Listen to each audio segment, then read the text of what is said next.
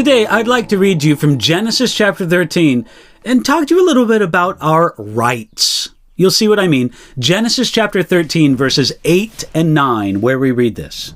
So Abraham said to Lot, "Please let there be no strife between you and me, and between my herdsmen and your herdsmen, for we are brethren. Is not the whole land before you? Please separate from me. If you take the left, then I will go to the right. Or if you go to the right, then I will go to the left." God did something special when he called Abram out of Ur of the Chaldees and promised Abram all of the land of Canaan. But when Abram brought his nephew Lot with him into the land, it wasn't long until there was conflict between Abram and Lot, because each of them had considerable herds of livestock, and their herdsmen fought over the choice grazing lands. Abraham and Lot claimed to serve the Lord God instead of the local Canaanite idols, and their conflict made them look like hypocrites. Hey, these two men worship the same God, but they fight with each other. The logical solution was to separate the flocks and to give them different grazing lands. But who would go where? This is when Abram exercised his right to lay down his rights. Look at what Abram told his nephew.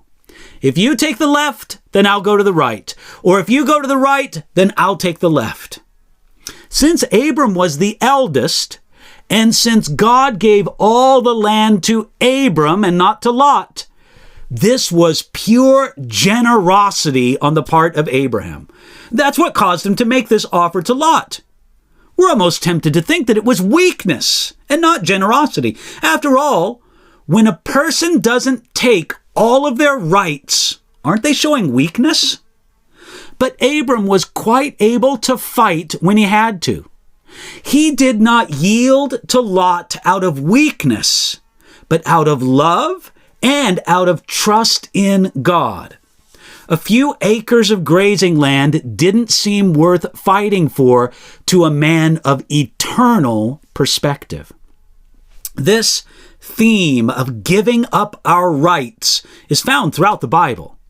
God was glorified when Paul, out of love, waived his right to be supported by the gospel. You'll find that in 1 Corinthians chapter 9. God was glorified when Jesus, out of love, waived his right to an existence that knew no human suffering or trial by experience. You'll find that in Philippians chapter 2. In fact, here, Abram fulfilled the New Testament principle of love found in Philippians chapter 2, verse 4. "Let each of you look out not only for his own interests, but also for the interests of others." But if we give up our rights, then who's going to look out for us? Abram could do this for one reason. He learned that God would provide for his needs, and he didn't have to worry about being too generous. Abraham knew that whatever Lot chose, God would make sure that Abram came out all right. In previous experience in the land of Egypt, Abram thought that he had to take fate into his own hands. Abram thought that he had to look out for his own rights. Now, being wiser, he was willing to let God look out for his interests. Right or left didn't matter to Abram because God would be there. Because he trusted in God, Abram did not have to be obsessed with his own rights, and neither do we. Now, of course, there may be a time and a place to stand on principle and to claim a right. And sometimes doing so is good for others and not only for ourselves. Yet we never forget the bigger principle. Do we really want God to deal with us purely according to what we deserve? If that were the case, then the only right we would truly have is the right to be judged by his perfection. Everything else is the free gift of God, and nothing has to do with our rights. Friends, we can do what is right by committing our rights to God, and we can do it even today in honor and praise to him.